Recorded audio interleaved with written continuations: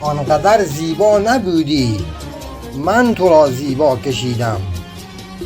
بی جهت اغراق کردم دلبر و رعنا کشیدم. از تمام خوب دلان عذر می خواهم که این همه عکس تو را بالاتر از فرخ لقا کشیدم. می دانستم که دائم هستی یک بام و دو هوا. من 1001 شب از خوبی به تو صدها یلدا کشیدم. من چی به انصاف بودم که در ترازوی دلم تار مویت را برابر با همه دنیا کشیدم.